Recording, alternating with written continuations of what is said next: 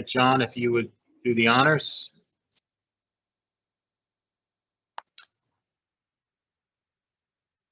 Okay, good evening, everyone. We are on the record. Today is Thursday, the 14th day of October 2021.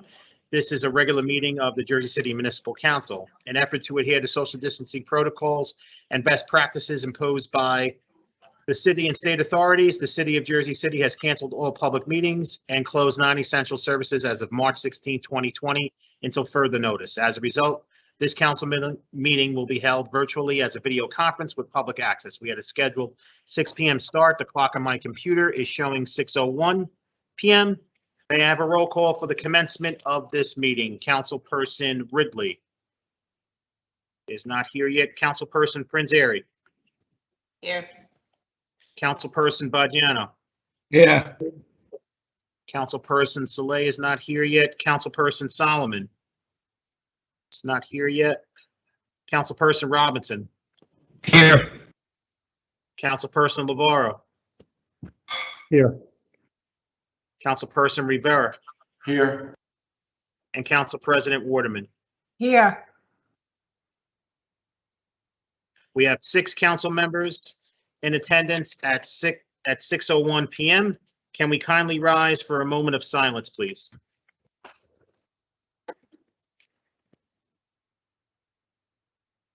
Remember Benny Sakibal, Jersey City resident?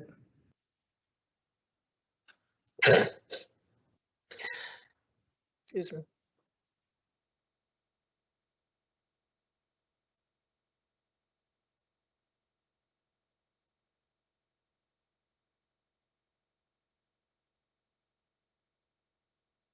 Thank you so much. Kindly remain standing as we salute the flag. I pledge allegiance to the flag of the United States of America and to the republic for which it stands, one nation, under God, indivisible, with liberty and justice for all.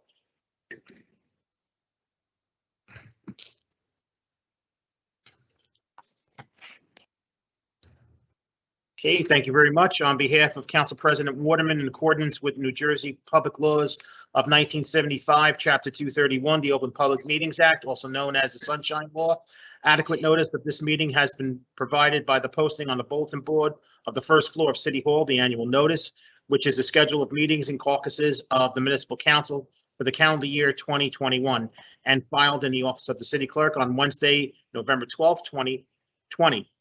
In addition, at its time of its preparation, the agenda of this meeting was similarly disseminated on Friday, October 8th, 2021 at 4:35 p.m.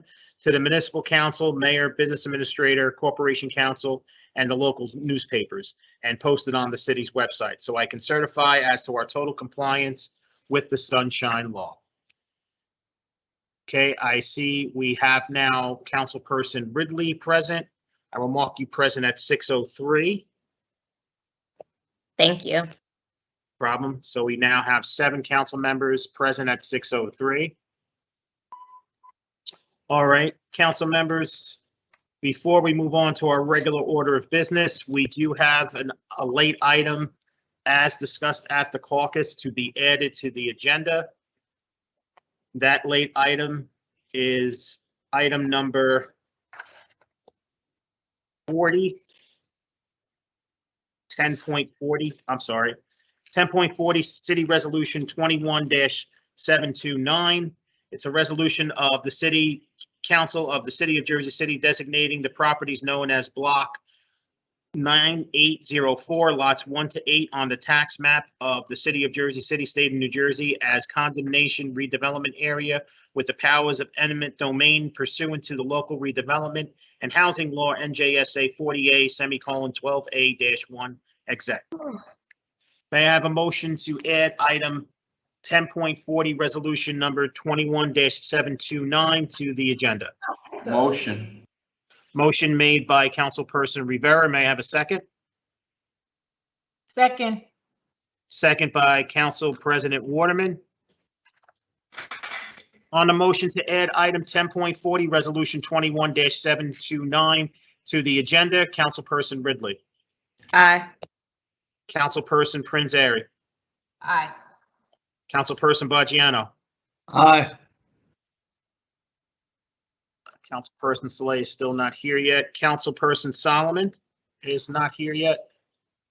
Councilperson Robinson, Aye. Councilperson Labarro, Aye. Councilperson Rivera, Aye. and Council President Waterman. Aye. Okay, motion carries 7-0. With Council Members Saleh and Solomon absent, to add item 10.40, Resolution 21-729 to the council agenda. Alrighty, on to our regular scheduled business. On to our first reading ordinances. If you would allow me to read them into the record. Okay, item 3.1, City Ordinance 21-069 is an ordinance supplementing Chapter 332, Vehicles and Traffic, Article 2, Traffic Regulations, Section 332-9, Stop Intersections to designate Erie Street and 4th Street and Erie Street and 5th Street as multi-way stop control. Next, we have item 3.2, City Ordinance 21-070 is an ordinance supplementing Chapter 332, Vehicles and Traffic, Article 9, Parking for the Disabled of the Jersey City Code, designating the reserved parking space at various locations throughout the city. Okay, council members, I'll be taking a vote on items 3.1 through 3.2. Councilperson Ridley, Aye for introduction. Councilperson Prince Erie, Aye for introduction. Councilperson Baggiano, Aye. Councilperson Saleh is still not here, and Solomon is having technical difficulties. Councilperson Robinson, Aye for introduction. Councilperson Labarro, Aye for introduction. Councilperson Rivera, Aye. and Council President Waterman. Aye. Items 3.1 through 3.2 are introduced 7-0 with council members Saleh and Solomon absent. Right? Before we move on, I just want to make a little public announcement. So for members of the public watching at home, we are now moving on to our second reading ordinances. And in order to speak on a second reading ordinance, you will need to provide us with your full name and telephone number through the live event Q&A, and we will patch you through the meeting if you wish to speak on a second reading ordinance. So with that being said, I'm going to go on to the first second reading ordinance, which is item 4.1, City Ordinance 21-066, an ordinance to regulate the installment of new wireless utility poles and equipment by amending the code of the City of Jersey City, Chapter 296, Streets, Sidewalks, and Public Rights of Way. This is a public hearing on this ordinance. Any member of the public wishing to be heard, please provide me with your full name and telephone number through the live event Q&A, and we will patch you through the meeting. Okay, I'm here. I'm ready to speak. Okay, I believe we have our first speaker. If you can identify yourself for the record, please. Yvonne Bolton. Okay, Yvonne, your time. Just give me 1 second. Hey, Sean, I'm here. Okay. Let me just mark Councilperson Saleh present at 6:09 p.m. So we now have 8 members in attendance at 6:09 p.m.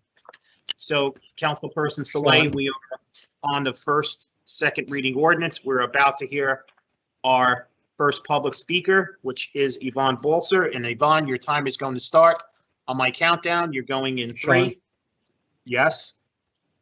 I'm sorry, I'm gonna disconnect because I'm frozen, so I'll come back, okay? Okay. Your time is going to start on my countdown. You're going in 3, 2, 1, go. Okay, I realize this ordinance has to do with wireless utility poles, but I want to address the issue of the poles themselves. From the last storm that we had, I've noticed throughout Jersey City there are more wires dangling, and I don't think the city is taking an issue of addressing that. I mean, I'm presuming that those wires may not be dangerous coming down, but I have seen in certain neighborhoods how low some of them are from the last storm, and I think the city must do something to address this. I think it's a very, it's a dangerous thing. We're putting up more utility poles, and we're not addressing the problem that we have right now. So that is my concern, and I wish the city would address it. Thank you.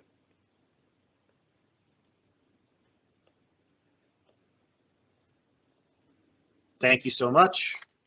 Okay, this is still a public hearing on Ordinance 21-066. Any member of the public wishing to be heard, please provide me with your full name and telephone number through the live event Q&A, and we will patch you through the meeting.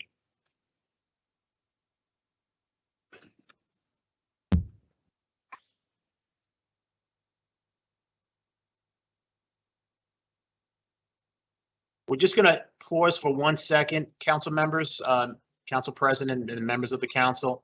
Councilperson Solomon is having an issue trying to get logged into the meeting, and I know that Bernadette is trying to assist him.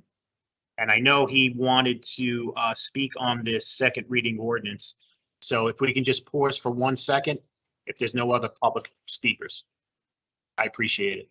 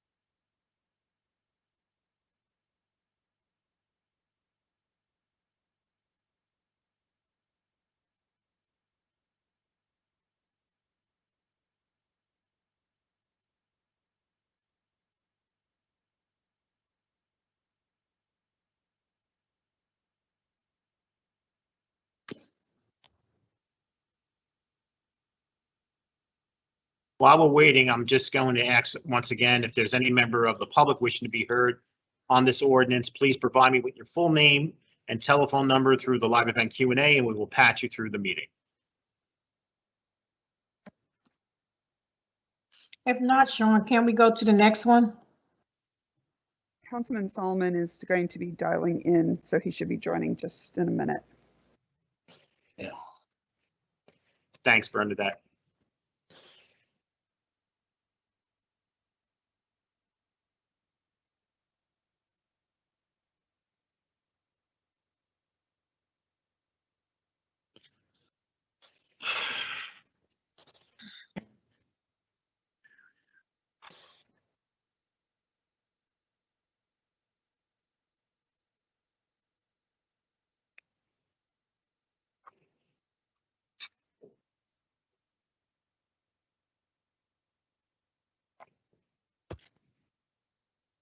Okay, this is the last call for the public hearing on City Ordinance 21-066. Any member of the public wishing to be heard, please provide me with your full name and telephone number through the live event Q&A, and we will patch you through the meeting.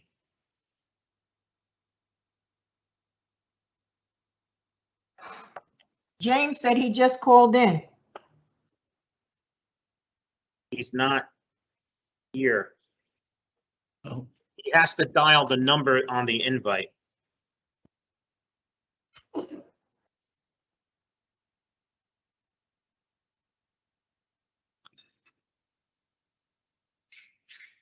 Joyce, why don't we just continue?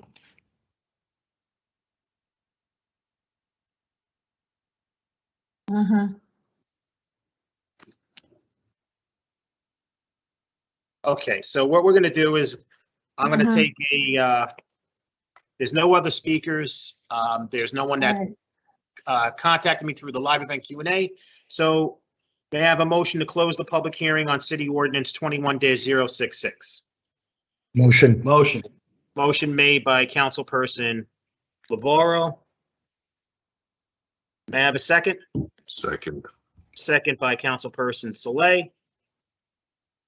On the motion to close the public hearing on City Ordinance 21-066, Councilperson Ridley. Aye.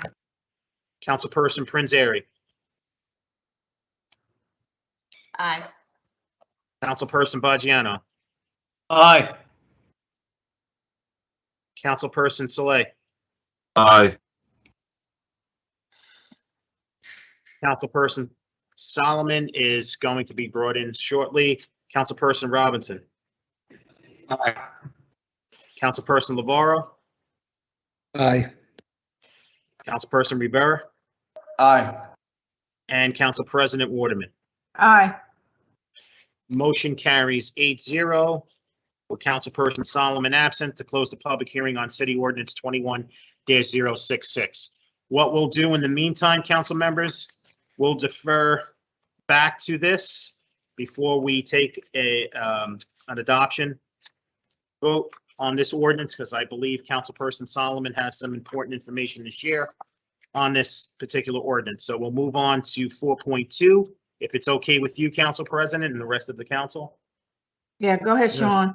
Very good. All righty. So item 4.2, City Ordinance 21-067 is an ordinance amending Chapter 257-6 Property Transfers and Chapter 332 Vehicles and Traffic, Article 7 Metered Parking, Article 8 Permit Parking of the Jersey City Municipal Code. This is a public hearing on this ordinance. Any member of the public wishing to be heard, please provide me with your full name and telephone number through the live event Q&A, and we will patch you through the meeting.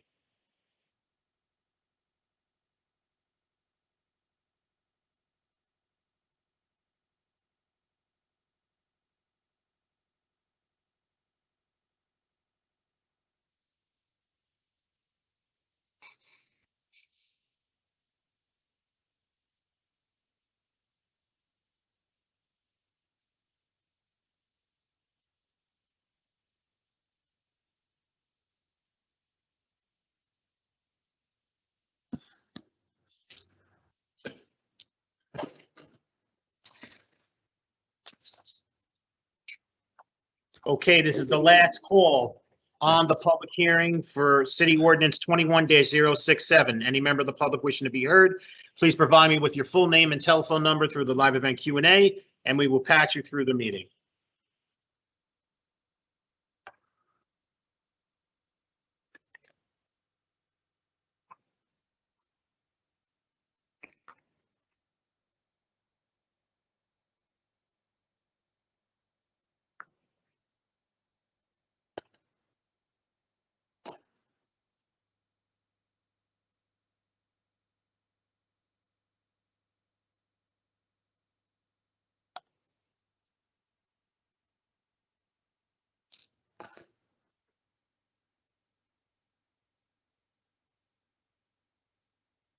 Okay, council members, no one has contacted me through the live event Q&A. May I have a motion to close the public hearing on City Ordinance 21-067? Motion. Motion made by Councilperson Saleh, and I'll give the second to Councilperson Prince Airy. To close the public hearing on City Ordinance 21-067, Councilperson Ridley.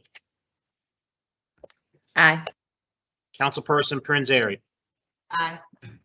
Councilperson Baggiano. Aye. Councilperson Saleh. Aye. Councilperson Solomon, still don't have him here yet. Councilperson Robinson. Aye. Councilperson Lavaro.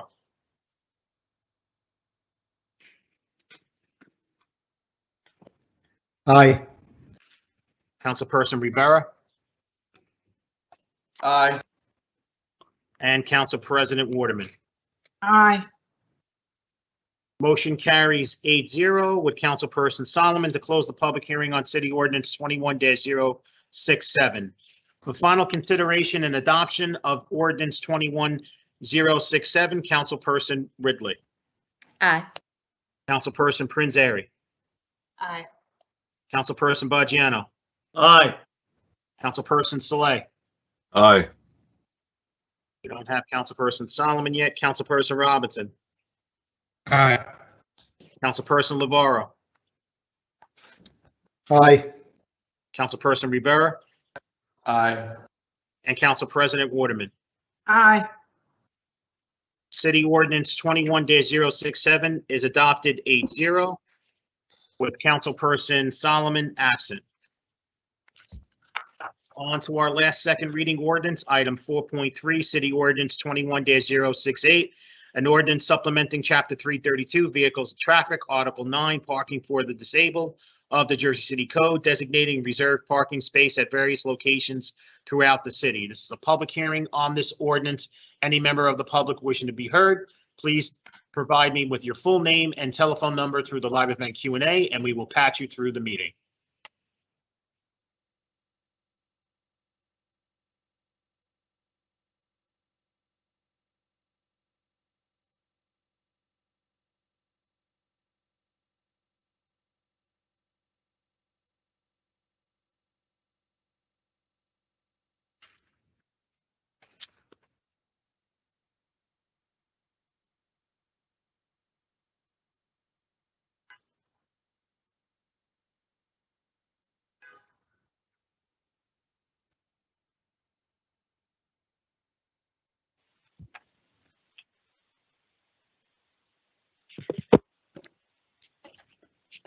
This is the last call for the public hearing on City Ordinance 21-068. Any member of the public wishing to be heard, please provide me with your full name and telephone number through the live event Q&A, and we will patch you through the meeting. Councilman Solomon, is that you? That is me. Sorry about the Okay. technology snafus. That's no problem. So Councilman Solomon, I'm going to mark you present at 6:22 p.m. I know you would have been a lot more earlier if you didn't have your technical difficulties, but I have to mark it for the record. So we now have 9 council members at 6:22 p.m. We will catch you back up once we finish with the close of this public hearing on the last second reading ordinance. All right, council members, no one else has contacted me through the live event Q&A. May I have a motion to close the public hearing on City Ordinance 21-068? Motion. Motion made by Councilperson Rivera, and I'm going to give that second to Councilperson Ridley, because she was so close. On the motion to close the public hearing on City Ordinance 21-068, Councilperson Ridley. Aye. Councilperson Prince Erie. Aye. Councilperson Baggiano. Aye. Councilperson Saleh. Aye. Councilperson Solomon. Aye. Councilperson Robinson. Aye. Councilperson Navarro. Aye. Councilperson Rivera. Aye. And Council President Waterman. Aye. Motion carries 9-0 to close the public hearing on City Ordinance 21-068. For final adoption and consideration of City Ordinance 21-068, Councilperson Ridley. Aye. Councilperson Prince Erie. Aye. Councilperson Baggiano. Aye. Councilperson Saleh. Aye. Councilperson Solomon. Aye. Councilperson Robinson. Aye. Councilperson Navarro.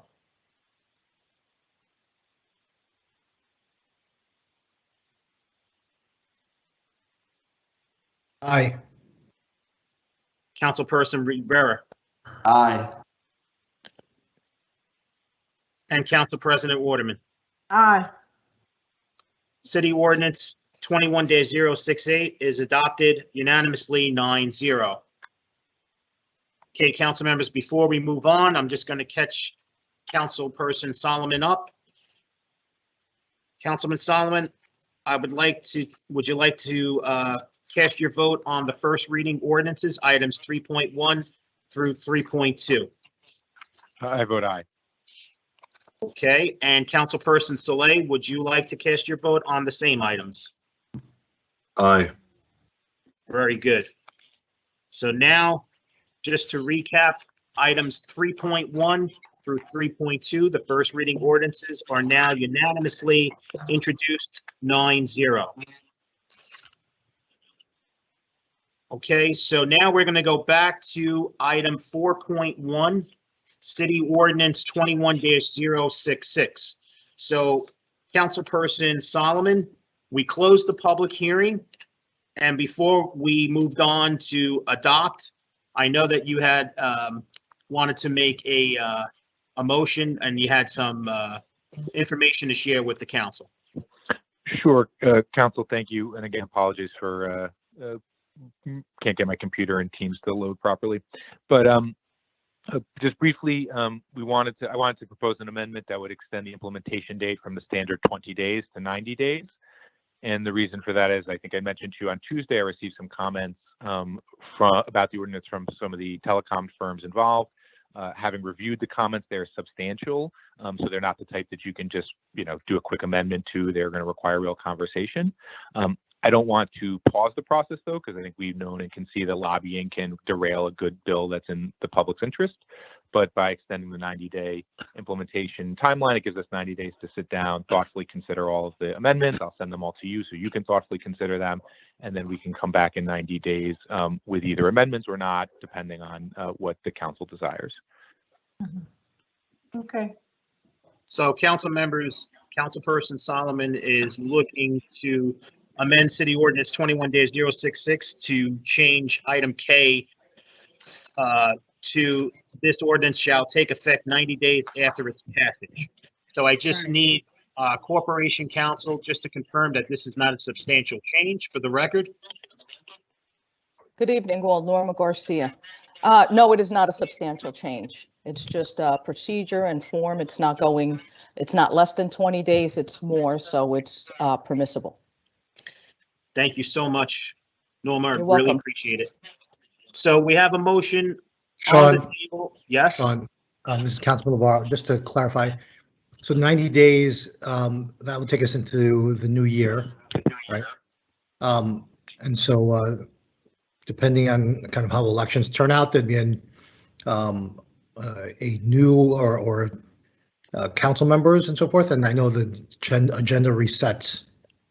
Is that correct? And so would this just carry over at that point? Is that? So this is being adopted by this municipal council with a 90-day effective period. So it has nothing to do with the new council members. I misunderstood. I thought it was being tabled. Okay. That's okay. I second the motion. So we have, okay. All righty. So we have a motion to amend City Ordinance 21-066 to change item K to read the language, this shall take effective 90 days after its passage. Motion was made by Councilperson Solomon, seconded by Councilperson Rivera. On the motion to amend City Ordinance 21-066, Councilperson Ridley. Aye. Councilperson Prince Erie. Aye. Councilperson Baggiano. Aye. Councilperson Saleh. Aye. Councilperson Solomon. Aye. Councilperson Robinson. Aye. Councilperson Navarro. Aye. Councilperson Rivera. Aye. And Council President Waterman. Aye. Motion carries unanimously 9-0 to amend City Ordinance 21-066. For final consideration and adoption of Ordinance 21-066 as amended, Councilperson Ridley. Aye. Councilperson Prince Erie. Aye. Councilperson Baggiano. Aye. Councilperson Saleh. Aye. Councilperson Solomon. Aye. Councilperson Robinson. Aye. Councilperson Navarro.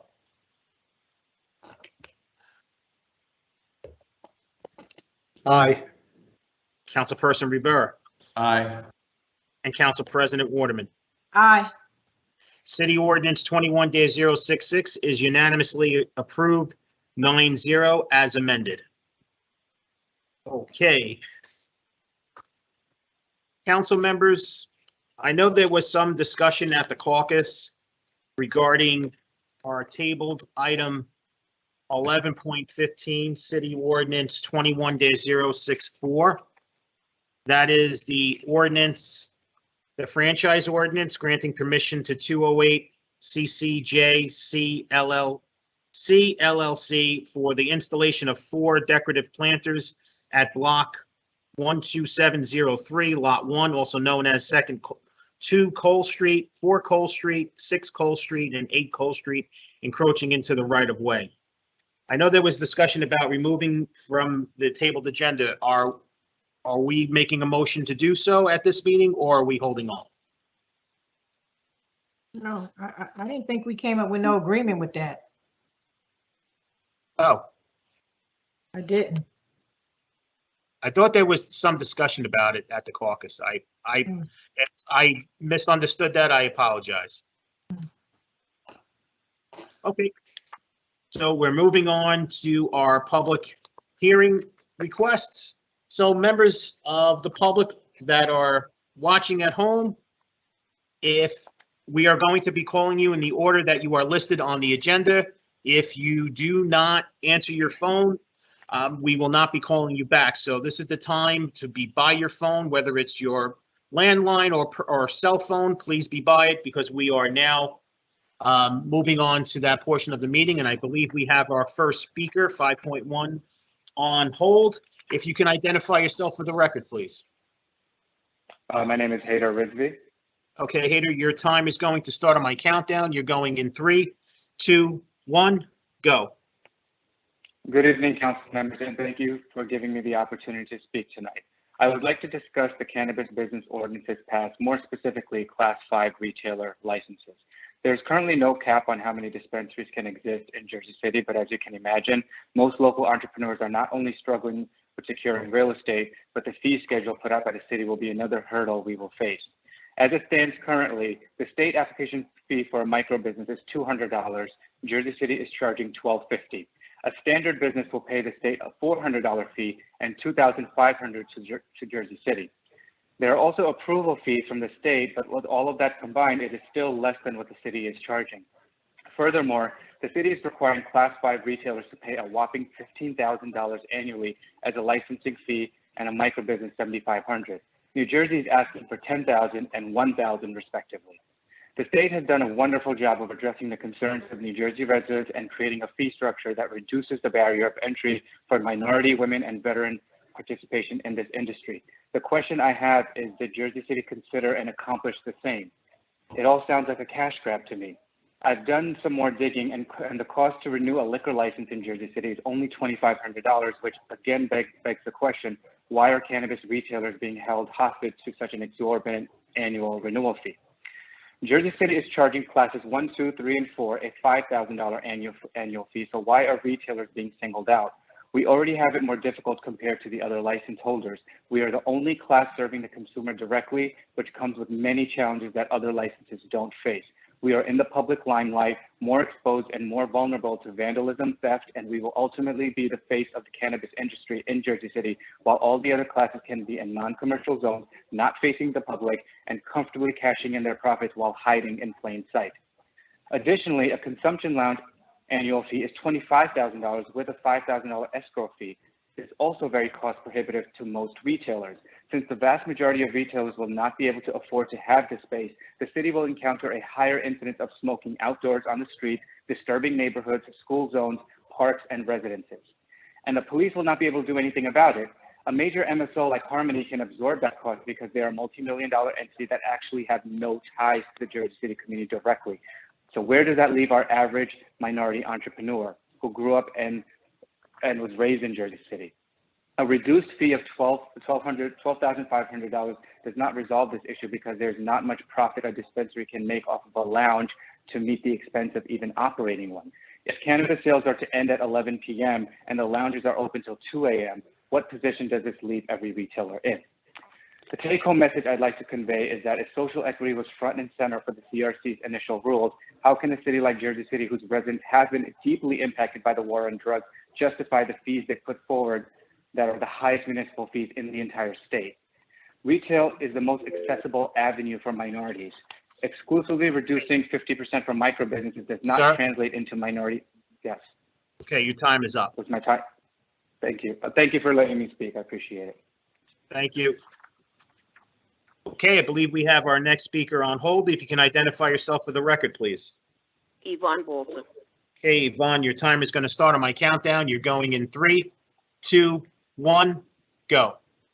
Okay, I want to address the fact that we lost a store, Maroney's Meat, that's been in existence for 147 years at the same spot.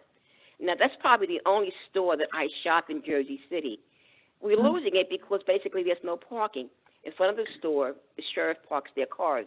I mean, they had to deal with all the problems with COVID and whatnot, and people in the neighborhood not being able to go there for lunch. But the bottom line is the city has never addressed the issue of the lack of parking for retail.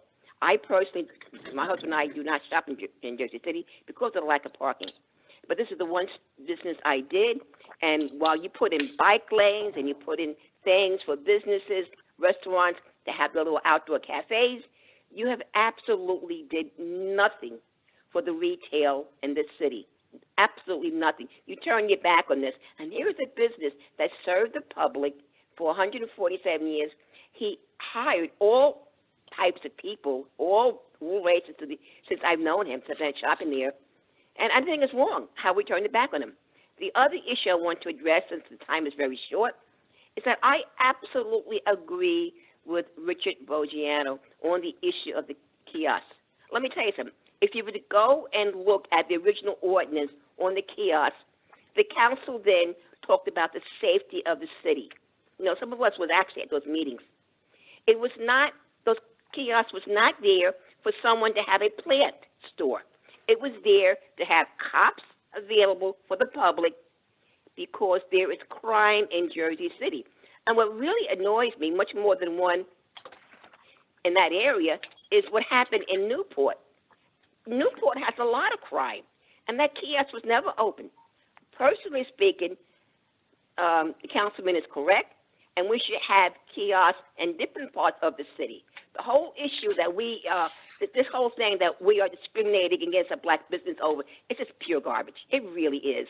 I'd rather have the kiosk for what it really is, so people feel safe when they shop in different parts of the city, that there's something is going on, they know where a cop is located at. This is absolutely pure garbage. And I really feel bad that when someone brings up something valid, that they are attacked as a racist. What garbage it is. It really is. So I want the city to at least address the issue of the parking and how we are losing businesses. I mean, if you have a car, why shop in Jersey City and have your car booted? Just go someplace else. You know, a lot of people I know in Jersey City shop in Bayonne because they're not as you know, ridiculous with the parking as we are in Jersey City. So we're basically taking our money out of the city from local people and someplace else because it's not because we don't like shopping in our city.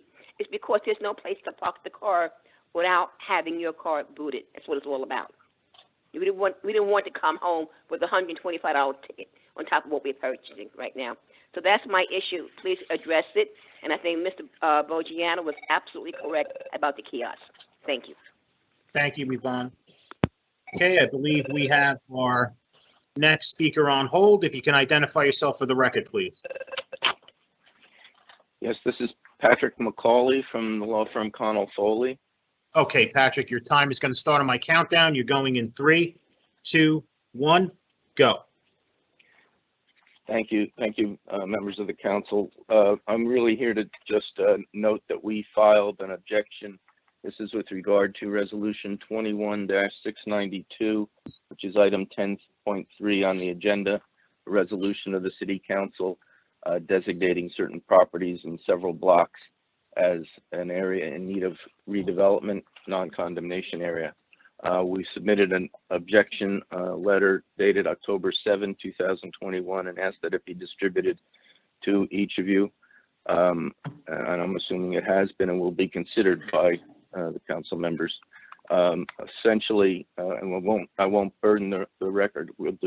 I'm deferring to the reasons set forth in that letter as to why the city is not authorized to include the Conrail parcels in any redevelopment area because federal law preempts local zoning and land use regulation of the Conrail parcels.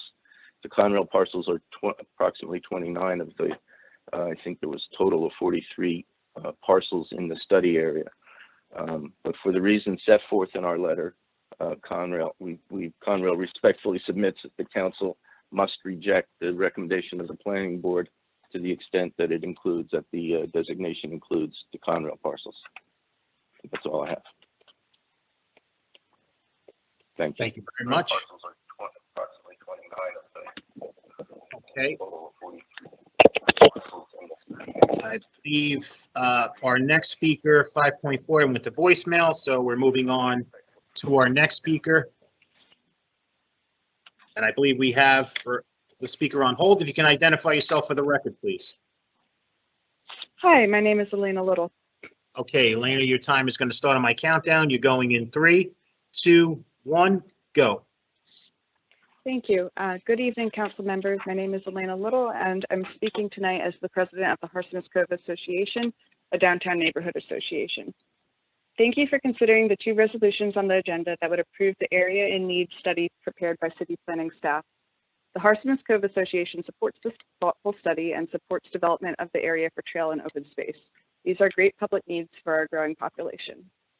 The Harson's embankment lies partially within our neighborhood bounds, and the Harson's Cove Association considers it part of the Harson's Cove Historic District, as suggested by the State Historic Preservation Office in a recent opinion. We are interested not only in preserving the section within our neighborhood, but also the entire branch for its connections to the Hudson Waterfront, Powerhouse Arts District, Hamilton Park, the Village, Journal Square, and points west and north. The area leading to the Bergen Arches is necessary for proposals to bring the East Coast Greenway through the arches west of the Hackensack River and has the potential to connect every ward in the city through a trail network. Our downtown historic districts are increasingly filled in on all sides with little provision for parks, open space, and bike and pedestrian infrastructure. We are right now experiencing a large increase in motor vehicle traffic, presumably using local streets to get to the Holland Tunnel. The need for preserving the Harson's Branch and other properties that would give walkers and cyclists the ability for safe and peaceful off-road routes to supplement sidewalks and protected bike lanes becomes more apparent every day. Thank you for doing all in your power to preserve our historic assets to fill important public needs, not only for environmentally sensitive transportation options, but for the open space, recreation, tree canopy, and stormwater control our old rail lines provide. Thank you very much for your consideration. That concludes my statement on behalf of Harson's Cove Association. Our Executive Secretary, Tom Monahan, will be reading another statement on behalf of Harson's Cove Association later in public comment, so I thank you in advance for giving him your full attention as well. If I still have a little bit of time left, I'd like to speak on behalf of myself. I'm also an elected Democratic committee member from District E13. Agenda item 3.1, proposed new multi-way stop signs on Erie Street at the intersections of 4th and 5th Streets. Both locations fall within the E13 district, and I'd like to thank the council for advancing this to the second reading. When I talk to my constituents, pedestrian safety and more stop signs are among the biggest requests for our immediate few blocks. So thank you very much, and I hope the council will pass it on the second reading. So thank you for your time tonight. I yield the rest of my time. Thank you so much. Okay, I believe we have our next speaker on hold. If you can identify yourself for the record, please. My name is Cesar Sarmiento, a 44-year resident of block number 11501, and Okay, I would like to Cesar, hold on 1 second. I just got to start your countdown for your time. Okay, So your I'm sorry. countdown is going up. That's okay. You're going to be going on my countdown in 3, 2, 1, go. Good evening. My name is Cesar Sarmiento. I am a 44-year resident of block number 11501, and I would like to address the City Council members to please vote in favor of passing Resolution 21-713, which is a resolution authorizing a community benefits agreement between the redeveloper, LMC Laurel Saddlewood Holdings, and the JCRA. I speak for myself and also for 2 other family members who are also homeowners, and we are in full support of the redevelopment of our block and also in full support of the authorization for a community benefits agreement, as I said, between the developer and the JCRA. So, ladies and gentlemen of the City Council, will you please vote in favor of this resolution? Thank you very much. and I yield the rest of my time. Thank you so much. Okay. Next speaker. There was no answer, so we're moving on to 5.8. 5.7, there was no answer, so we're moving on to 5.8. Just bear with us while we try to get the next speaker on the line. I believe we have our Hello? next speaker on the line. If you can identify yourself for the record, please. Hi, Jessica Salas. Okay, Jessica, your time is going to start on my countdown. You're going in 3, 2, 1, go. Good evening, council people. I wanted to thank this council for its actions regarding the parking situation at the football games on Chapel Avenue. In no specific order, I would like to thank Mayor Fulop, Council President Waterman, Councilwoman Ridley, Councilman Navarro, Director Shea, Director Moody, Director Peretti, Captain Sullivan, and every other person that was involved in this, because I would waste my whole 3 minutes to explain and thank every single person. The situation at the last big game was so much better than the previous ones. I walked up there for the end of the game, speaking with Councilman Navarro most of the evening, even introduced myself to one of the police officers. An issue that arose was the Chapel Avenue exit at the conclusion of the game. Cars were just pulling out without regard to pedestrians and oncoming traffic. I had said something to one of the officers and was told to go home. I had sent Director Shea an email the next morning. He had emailed me regarding the response by the city. In all honesty, I was very impressed that this council took the concern seriously and effectuated real change in the situation. The exit was the only outstanding issue. I received an education regarding city government from this. I learned very quickly the police officers assigned to the game were pulled from patrol for the event. As necessary as it is to have police, it should not have been the responsibility of the taxpayers to provide police to a football game involving private schools. The private school should be, as we say, footing the bill for the officers. I learned that a program of off duties can be utilized and paid for by the private schools. If Liberty National is permitted to hire off duties, the private schools should be permitted to do so and actually required to pay for the safety and security of everyone attending the games and those living in surrounding communities. I'd like to know, what is this council going to do to ensure all the big games have the same response as the one on September 24th? The scheduled games are not readily available. However, I do know that October 30th is one of, if not the biggest game of the season. Permanent police presence paid for by the private schools utilizing the field and permanent, visible, obvious no parking signs need to be installed. This council and all those involved in this issue worked so hard, and I'm beyond thankful for the commitment. I would also like to add that it was nice to finally meet Councilwoman Ridley in person. Thank you to everyone that was involved. I really appreciate it. That's Okay. it. Thank you so much. All right, so Thank you. once the speakers are done speaking, if you could just hang up the line so we can get the next speaker patched through, I greatly appreciate it. Thank you so much. But I still have another minute. I'd like to get an answer to my question that's still outstanding about future games. I don't think that was addressed.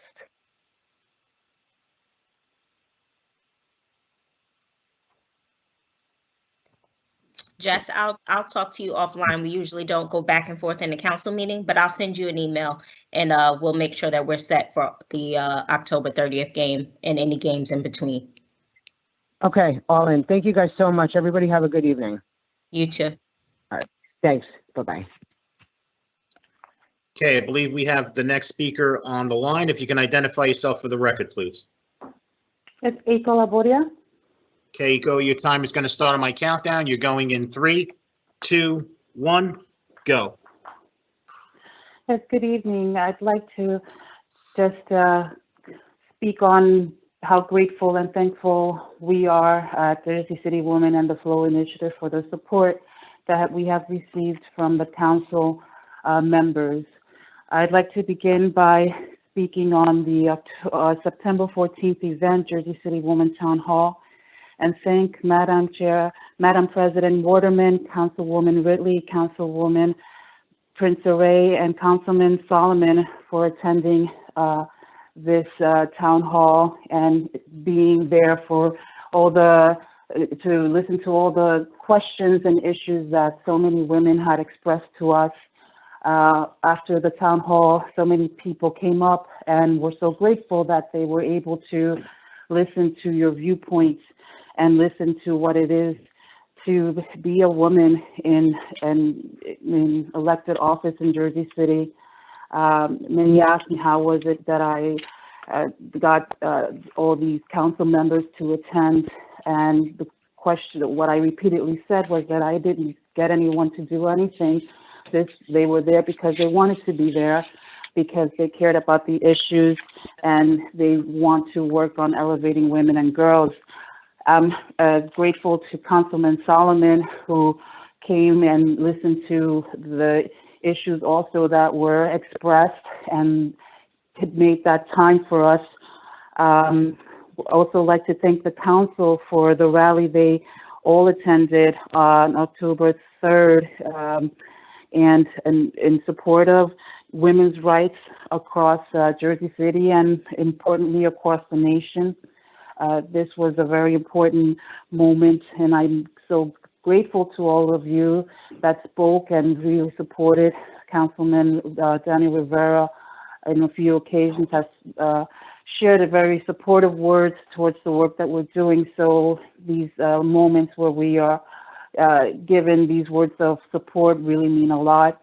And lastly, I'd like to thank the Council, President Waterman, Councilwoman Prince-Ray, and Councilwoman Ridley for their attendance on October 13th for the launch of the Flow Initiative and the Jersey City Libraries program. It was really wonderful to have you there, and to again express your support for women, girls, and gender-expansive people in Jersey City who suffer from a lack of access to period products, and to know that your support on menstrual equity and truly just elevating women's rights, rights of gender-expansive people is so important for people to know, and it is so appreciated. So thank you again, and I look forward to working with you in the future. Have a good night. Thank you. Find the agreement. If we can just hang up the line, so then we can patch our next speaker through. I greatly appreciate it. All right, I believe we have our next speaker on the line. If you can identify yourself for the record, please. This is Stephen Gucciardo from the Embankment Preservation Coalition. Okay, Stephen, your time is going to start on my countdown. You're going in 3, 2, 1, go.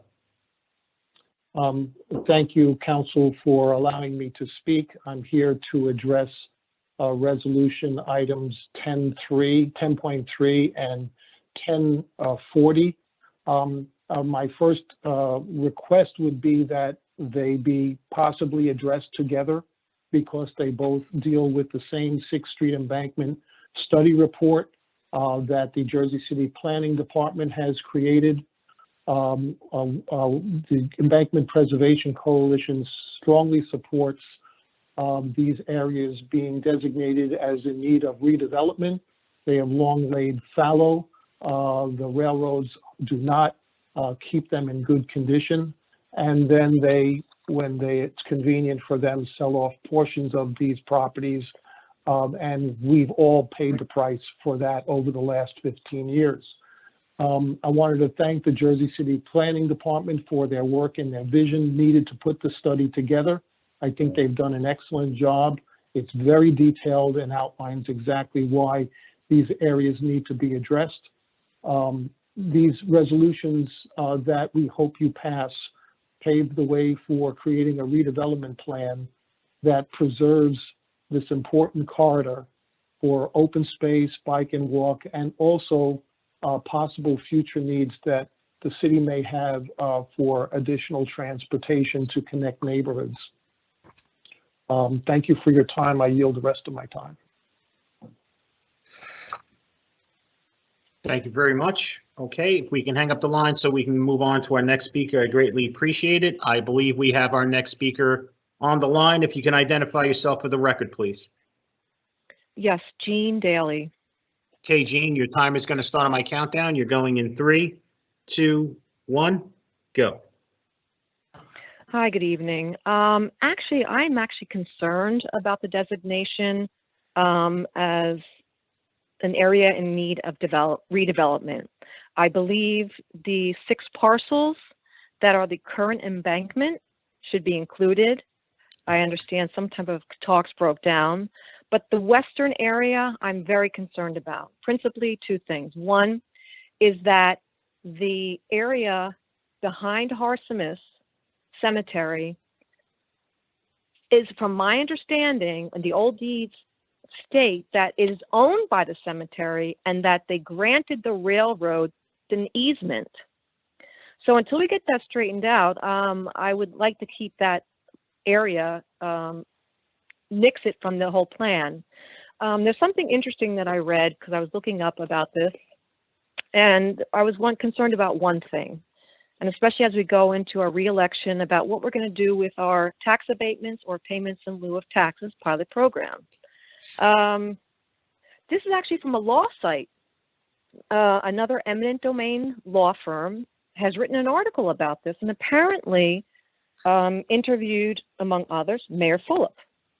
And this other eminent domain law site says about the segments in need of redevelopment and the rest a non-condemnation area in need of redevelopment. That means that if enacted, these designated nations would allow the city to seize the westernmost section of the land through eminent domain and put in place development policies for other sections. Fine. It would include issuing tax abatements or a payment in lieu of taxes program.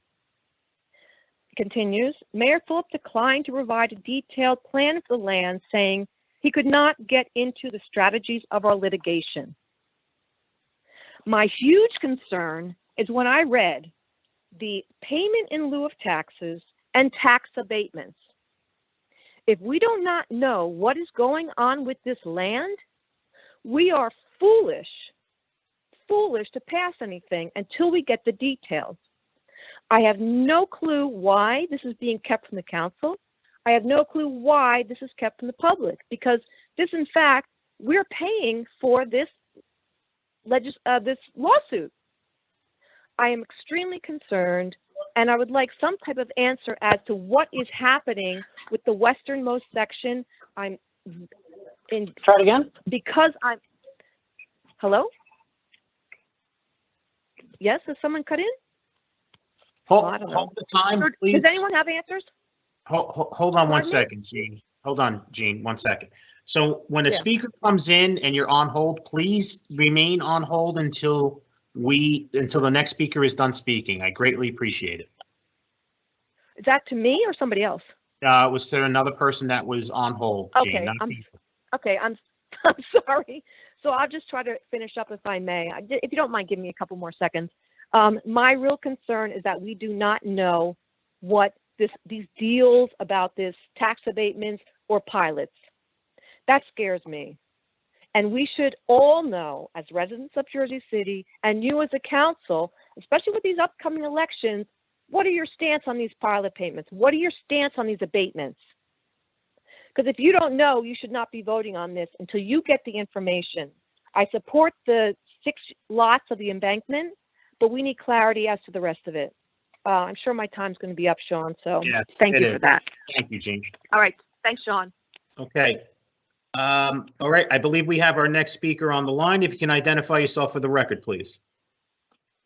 Hi, my name is Ricardo Luis Rojas. I'm a resident of Ward E. Ricardo, your time is going to start on my countdown. You're going in 3, 2, 1, go. First, I'd like to apologize really quickly to the previous commenter. I'm at work and I had to bark at somebody to do something. But I'd like to speak today on some of my concerns on our preparedness for climate change, especially given the really, really poor response to what they're now calling Hurricane Ida, but at the time it was post-tropical cyclone Ida. I come from Barranquilla, Colombia, which is a city on the Magdalena River that borders the Caribbean Sea. And when I last visited my homeland, I had the opportunity to see what they're doing in order to mitigate climate change, seeing as they have the Magdalena River right on the east of them, much like Jersey City has the Hudson River to the east of itself. And what they would do is something that they called canalizations, where they would dig culverts under the streets with gratings, and that would allow the stormwater to run off directly into the Magdalena River. My partner happens to be a professional engineer in civil engineering, and she told me that that in Jersey City would be unlikely because of the fact that we have a combined sewage overflow. And you know, because of this combined sewage overflow, I did some more research, and I found that it's, you know, very unhealthy, often impacts minority and poor communities the most. And when I talked to my landlord, you know, he said, hey, the biggest problem I've got is the sewer backing up into my basement. So it really is an issue that cuts across, you know, all racial and socioeconomic classes here in Jersey City. So, you know, in the future, as Jersey City considers what it's going to do for the next hurricane, because the next hurricane will be coming, you know, getting rid of our combined sewage overflow system in order to have a separate rainwater and stormwater and sewage system is very important, not just for mitigating damage caused by climate change, but also keeping people here in Jersey City in their homes and healthy. And I appreciate the council for their attention. Apologies again to the previous commenter, and I hope that you'll consider my my thoughts appropriately. Thank you. Thank you very much. Okay, if we can just hang up the line so we can get our next speaker patched through, I greatly appreciate it. I believe we have our next speaker on the line. If you can identify yourself for the record, please. Hello, my name is Paula Mahayosnan. Okay, I Paula. am I up? I'm sorry. Yeah, I'm just going to give you a countdown so you can start. Your countdown begins in 3, 2, 1, go.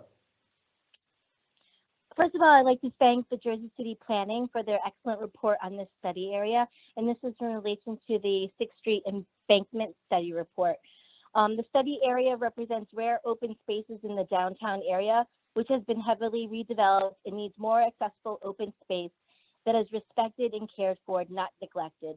The Parks Coalition organized around better care and concern for our parks, and we think that the concern should be extended to remaining open space in our already densely built out city. The Parks Coalition supports increasing open space to accommodate our growing population. We've also long supported the vision documented in numerous city plans for the historic preservation of Harris Smith Branch Embankment and its reuse for a walking and bike trail. This trail can connect with other historic rail lines, including the Bergen Arches, Erie Cut, and the Old Burton Line.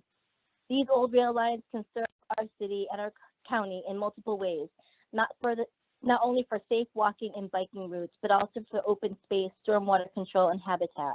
Our growing city needs these rail lines for these public needs. Personally, I just wanted to add one of the visions of the open space master plan is to expand Jersey City and kind of re-envision areas where we can not just use for development, but use for open space for either active and passive recreation. I wanted to cite as a case study, if you just give me a minute, I apologize. There's a case study in Chicago Park where they've also taken the Bloomingdale Trail. It's a 2.7 mile long linear park built on an abandoned elevated rail line. It's also known as the Chicago 606. There is plenty of landscape architects that converted this unused line into a richly planted walking, running, and cycling trail. But the project statement for this that was implemented, that it created 6 available parks to the public. It had additional access points to areas that wasn't available, and it was estimated that more than 1 million visitors will go to Chicago to enjoy this space. So I'm encouraging those for the 6th Street Embankment that if we protect this area, look at it as a revisioning to bring in more tourists, more people into our county to appreciate the diversity in our urban landscape. So as you know, we have Lincoln Park, with the wetlands. We have Liberty State Park, the saltwater marshes, the waterways, and the protected areas of Haven Point. I think opening up the embankment will just bring other individuals into our city and to appreciate what we have. So thank you very much for your time. Thank you. Okay, if we could just hang up the line so we can bring our next speaker, Pat, through the meeting, I greatly appreciate it. I believe we have our next speaker on the line. If you can identify yourself for the record, please. Yes, Peter Delman. Okay, Peter, your time is going to start on my countdown. You're going in 3, 2, 1, go. Hi, good evening. I've lived a half block from the 6th Street embankment for 43 years and have spent the second half of those years working to preserve this valuable property. The area in need of redevelopment, referred to in resolutions 10-3 and 10-40, is a valuable tool in the effort to save the property as a rail and trail corridor and precious and unique open space. Thank you, Council, for your continuing support, and I yield the rest of my time. And I'm going to hang up. Thank you very much. Okay. Council members, just bear with us while we get our next speaker patched through.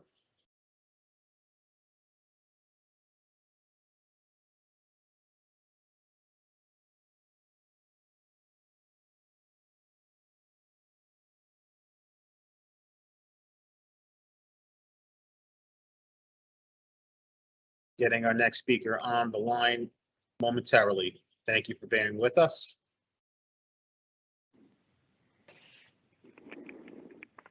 Okay, I believe we have our next speaker on the line. If you can identify yourself for the record, please. Maureen Crowley. Okay, Maureen, your time is going to start on my countdown. You're going in 3, 2, 1, go. Thank you. Good evening, Council. I'm also speaking in support of the area in need of redevelopment resolutions 10.3 and 10.40. Our city has changed much in the more than 4 decades I've lived here, and though much of that change has been good, we have a lot of great challenges ahead of us, and these include climate change, sea level rise, burgeoning development, a federal mandate to address our stormwater control problems, which one of the last speakers mentioned, public needs for healthy transportation and recreation options made clear by the COVID crisis. The land reported on in the excellent area and needs study prepared by our planning staff can contribute to addressing each of these problems and can supply critical public needs. Thank you for considering these resolutions and for your service to our community. That's it. Thank you. Thank you. Okay. Just bear with us while we get our next speaker on the line. I believe we have our next speaker. If you can identify yourself for the record, please. Yes, hi, my name is Jennifer Meyer. I live at 495 Monmouth Street. Okay, Jennifer, your time is going to start on my countdown. You're going in 3, 2, 1, go. Hi, I'm just calling regarding the area in need of study resolutions 10.3 and I believe 10.40. These deal with the embankment properties, and I think the city has done the planning department and the city has done a great job of, putting a plan for doing the study together, and I think it's really important that we do it at this time. The public and the city have been working on, trying to do something for the public with this land for, over 20 years, and I think it's time. So thank you very much for everyone involved in putting together the resolutions, and I thank you again for voting yes on both. Thank you very much, and take care. Thank you so much. Kate, we can hang up the line so we can get our next speaker passed through. I greatly appreciate it. I believe we have our next speaker on the line. If you can identify yourself for the record, please. Yes, my name is Daniel Cronin. Okay, Daniel, your time is going to start on my countdown. You're going in 3, 2, 1, go. As I said, my name is Daniel Cronin, and I've lived on Erie Street for the last 6.5 years. And I appreciate the opportunity to speak with all of you tonight. I encourage you to pass Ordinance 3.1 that was brought up in the meeting this evening. The intersections of 4th and Erie and 5th and Erie are in the heart of a community that includes families with very young children, senior citizens, and sees heavy foot traffic from students heading to two schools, the French American Academy and Cordero, in the morning and evening. So it's an area where we should take steps to slow down drivers and promote safety for not only the groups I've mentioned, senior citizens and families with young children and students, but also cyclists who are using the bike lane. I think this is a pretty smart plan to do that. Other intersections on Erie have the stop signs. So I will encourage all of you to pass Ordinance 3.1. Thank you very much for your time. Take care. Thank you very much. Okay, I believe we have the next speaker on the line. If you can identify yourself for the record, please. Yeah, hi there. It's Tom Monahan.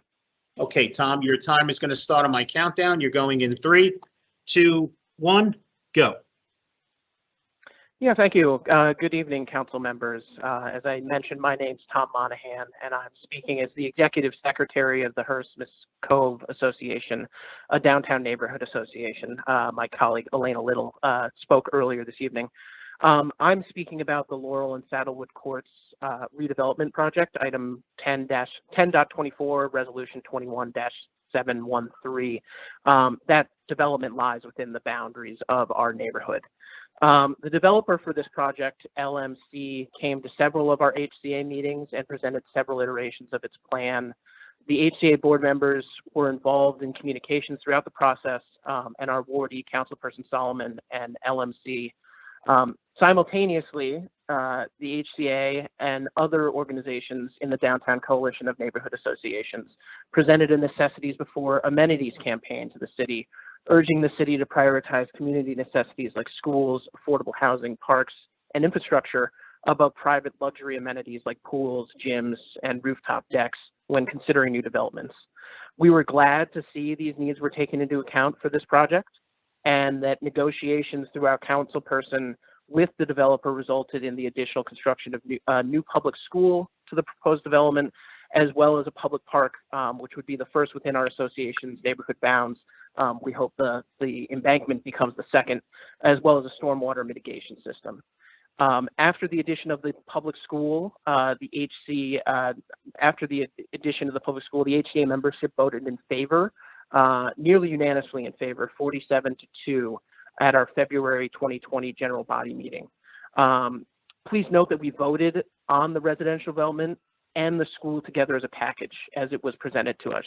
The HCA vote in support is also contingent on the city presenting the HCA with the analysis for the school, including the financial analyses, and LMC reviewing the site plan with the HCA prior to meeting with planning. Several members cited the school as the deciding factor in their vote. There was an overarching feeling that public schools are critical infrastructure and a public good. Our Jersey City public schools are overcrowded. In many cases, the facilities are outdated, and our neighborhood lacks a public school. Therefore, this unique opportunity for a new public school in our neighborhood would be an important investment in the community. The same is true of the planned public park, which would expand the current Philippine Plaza. As a community organization, we appreciate the opportunity to be involved in a decision-making process like this that will shape the future of our neighborhood. We also anticipate and expect to be involved in the design and implementation of the community benefits like the new school and the park that are going to directly impact our community and look forward to working with the developer and the city as the redevelopment process continues. In the spirit of and contingent on that ongoing cooperation, and with thanks to the hard work of our membership, tonight I would like to go on record on behalf of the HCA in support of the resolution to enter into a community benefits agreement with respect to the Laurel and Saddlewood development that includes a new public school, public park, and other community benefits. Thank you. I yield the rest of my time. Thank you, Tom. Okay. All right. I believe we have our next speaker on the line. If you can identify yourself for the record, please. I am Romel Ramos. Okay, Romel, your time is going to start on my countdown. You're going in 3, 2, 1, go. Good evening, everyone. Philippine Plaza Preservation. Dear Fred, 29 years ago, Philippine Plaza was established through the initiation, effort, and leadership of Flor Alcantara Reyes, floor served the Philippine Plaza as chair for 26 years. The Philippine Plaza was founded in 1982 through Floor's leadership, together with her friends and supporters. I quote, on October 10, 1982, acting Mayor Joseph Rakowski signed the resolution that created the Philippine Plaza Foundation Incorporated, the authority to develop, maintain, administer, and operate Philippine Plaza. Since then, Memorial Day, Veterans Day celebration were held annually. The mission of the Philippine Plaza is to honor the sacrifices and patriotism of all the living and fallen Philippine American veterans of all wars, World War II, Korean, Vietnamese, Desert Storm, Afghanistan, Iraq, and others. We salute all the Philippine American veterans, all wars, without discrimination all over the world. The foregoing statement shows that Philippine Plaza valued the patriotism of the veterans who sacrifices their lives in building of the nation. In its 29 years of existence, Philippine Plaza holds a historic identity. With this in mind, supporters of the Philippine Plaza express their sincerest intention to maintain it as it exists to honor the veterans, Philippines and Americans who gave their lives and sacrifices in the name of freedom and justice.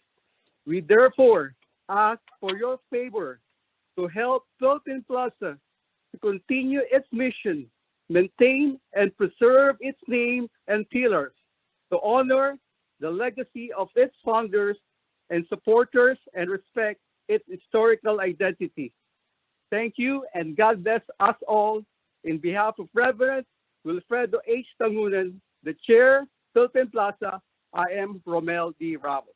Thank you very much. Okay, thank you very much. We can hang up the line so we can get our next speaker patched through. I greatly appreciate it. Okay, I believe we have our next speaker on the line. If you can identify yourself for the record, please. Yes, this is Rob Kushner. Okay, Rob, your time is going to start on my countdown. You're going in 3, 2, 1, go. My name is Rob Kushner, and my wife and I have been residents of Jersey City for 11 years. We live at 9 Regent Street. I strongly urge the council to vote yes on the 2 area in need of study ordinances relating to the 6th Street embankment. I sincerely hope the city will be able to preserve the embankment, following in the footsteps of the High Line in New York City, which has proven to be a major economic engine to that whole area of Manhattan. Preservation of the embankment will provide much needed open space to downtown Jersey City. It will also serve as a link in the chain of foot and bike trails that make up the 2,900-mile-long East Coast Greenway, stretching from the Canadian border in Maine down to Key West in Florida, and running through virtually all the cities on our eastern seaboard. In addition to the natural beauty of the project and the uplifting experience people will have traveling across it, the majestic stones of the embankment will continue to serve as an inspiring tribute to the history of railroads and how integral they were to the growth of Jersey City. Many thanks for your support of this great project over so many years.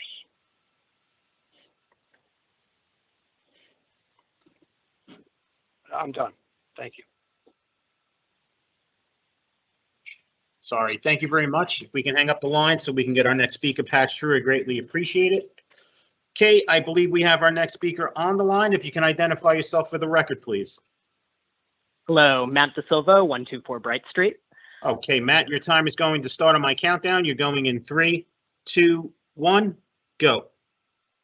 Great. I'd just like to voice my support for Council Resolution Agenda Item Number 10.24 to enter into a community benefits agreement related to the Laurel and Saddlewood Development Project. Not only will the development project secure great public goods in terms of a public park and a much needed public elementary school downtown, But the housing in and of itself is a public good, and having 851 new families being able to live less than 2 blocks from the PATH train will help Jersey City forge its sustainable future. I yield the rest of my time. Thank you very much. If we can hang up the line so we can get our next speaker patched through, I greatly appreciate it. Which is going to be the very last speaker for the night.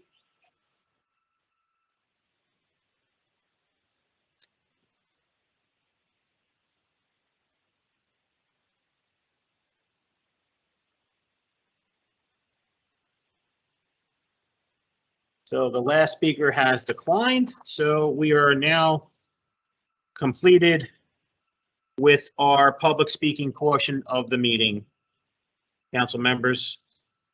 But before we move on to the petitions and communications, Councilperson Solomon, I would like to give you the opportunity to cast your vote on City Ordinance 21-6067.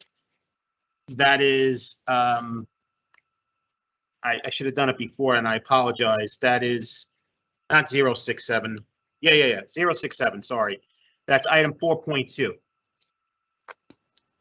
I vote aye.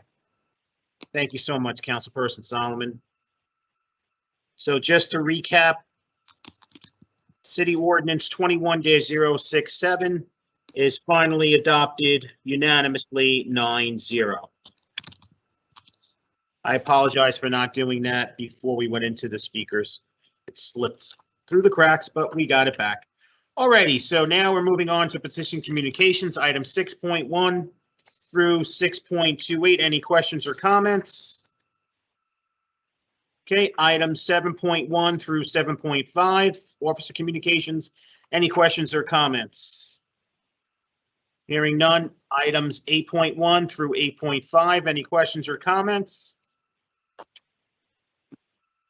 On to our claims and addendum number 1. So, council members, I'm going to be taking a vote on claims and addendum number 1. Councilperson Ridley. Aye. Councilperson Prince Erie. Aye. Councilperson Baggiano.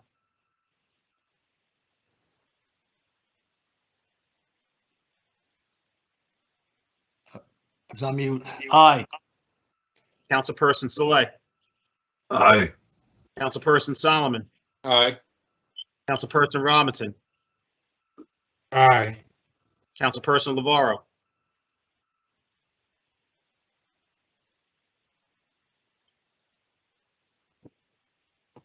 Aye. Councilperson Rivera.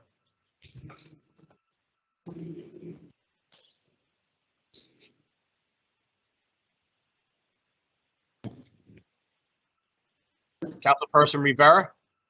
He stepped away. He'll be back. I vote aye. Oh, okay. Thank you. Council President Waterman. Aye. Okay, claims and addendum number 1 are approved unanimously, 9-0. All right, council members, we're going on to our resolutions.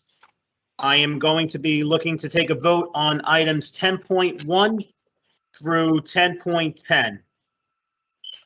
So that's 10.1 through 10.10. Councilperson Ridley.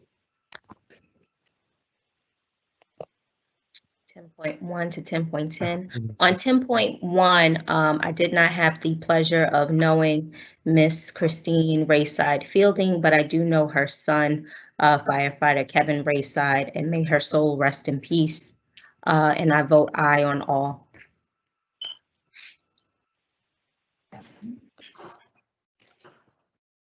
Okay, thank you. Councilperson Prinzeri. Aye for all. Councilperson Baggiano. Aye. Councilperson Saleh. Aye for all. Councilperson Solomon. Yeah, on 10.1 for Miss Fielding, she lived a couple blocks down from me on 4th Street, and her sons Kevin and John are wonderful people, and she did an extraordinary amount for Jersey City, and we wanted to kind of properly honor her formally at the council with this resolution. So thank you, Ms. Fielding, for everything you did for our city, and to John, Kevin, thank you for being great neighbors and great Jersey Cityans. And with that, I vote aye for all. Councilperson Robinson. Aye. Councilperson LeVaro. Where are we going till? From items 10.1 through 10.10.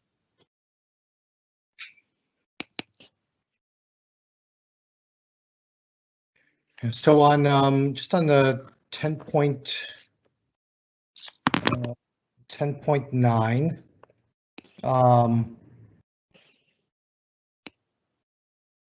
so I received the information regarding the guidelines, federal guidelines. I don't believe I received the guidelines relating to, and if somebody can correct me, regarding the city's own guidelines as it pertains to the determination or qualifications for rental assistance. Is anyone out there that can answer that or address that? Councilman, I only have what Samantha and Carmen had sent to you, so I don't have a copy of that, but I'll be sure to disseminate everything first thing in the morning. Okay, so there was the original guidelines, and then I believe you changed the guidelines, or the administration changed the guidelines to expand it beyond the owner occupied. So I'd like to get a copy of both of those guidelines. And then the one thing I'm going to say about the federal guidelines, and I know it was suggested that it was extended, but the information that's provided in the federal guidelines on the very first page in the fourth paragraph under overview, it says that the grantees that have obligated insufficient funds as of September 30th will be required to submit a performance improvement plan, and how excess funds will be identified based on the grantee's expenditures. So I'd like to get a copy of that performance improvement plan, and then below that is it says the statute provides that beginning on September 30th, 2021, Treasury must recapture excess funds as determined by the Secretary, not obligated by a grantee for eligible ERA 1 purposes, and Treasury must allocate those funds to grantees that at the time of the reallocation have obligated at least 65% of their initial ERA 1 allocation. And based on what our discussion was at the City Council meeting, the less than $1 million of the nearly $8 million had only been allocated, so that's far less than the 65% obligation that, according to the federal guidance, is required before they recapture the funds. And it was suggested that the feds had in fact extended deadlines. I don't see that, although I'm in these rules, and so if I can get a copy of that information that suggests that that the deadlines were extended. Yep, Councilman, I'll have CDBG provide a memo with the backup information as requested. Okay, and then the last thing as it pertains to that to this emergency rental assistance is that these are ERA 2 funds, and the guidance here is specifically for ERA 1, I believe. And so I'd like to get the information about the ERA 2 funds and the guidance from the federal government on that as to how these funds are to be used and distributed, and other requirements as laid out by the federal government, by Treasury. And then in addition, any rules and regulations that the city might have that may differ from the ERA 1 monies that that's the city will be using as its own guidance or rules to determine the allocation of those second round of funds. Yeah, I'll make sure they provide an extensive report, Councilman. Great. And with that, I will vote aye for all.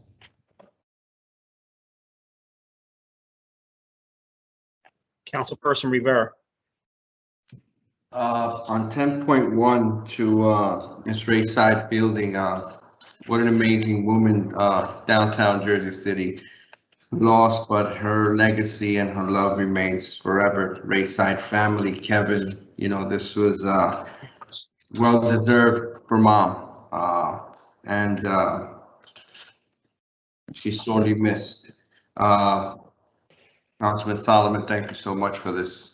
Really appreciate that. And I vote aye from 1 through 10. Council President Waterman. Aye. Items 10.1 through 10.10 are approved unanimously, 9-0. Okay, moving on to items 10.11 through 10.21, with the exception of 10.14, which has been withdrawn. So again, council members, I'm taking a vote on items 10.11 through 10.21, with the exception of 10.14, which has been withdrawn. Councilperson Ridley. Aye. Councilperson Prinzary. Aye. Councilperson Baggiano. Aye. Councilperson Saleh. Aye. Councilperson Solomon. Aye. Councilperson Robinson. Aye. Councilperson Navarro. On 10.20, I'm voting no. 10.20, you're voting no? Correct. I'm voting aye on all the rest. Thank you. Councilperson Rivera. I vote aye. And Council President Waterman. Aye. Alrighty, if you can just allow me to recap, items 10.11 through 10.13 are approved unanimously, 9-0. 10.14 has been withdrawn. 10.15 through 10.19 are approved unanimously, 9-0. Item 10.20 is approved 8-1, with Councilperson Navarro voting no. And item 10.21 is approved unanimously, 9-0. Okay, on to our next set of resolutions, items 10.22 through 10.32. Clerk, for Jay? for 10 point, thank you, Council President. For 10.24, can we make an amendment to add a little bit of language that Councilman Navarro had requested and that I agree with, that just confirms the community benefit to the Philippine Plaza, as well as the coordination with the Philippine Plaza Committee.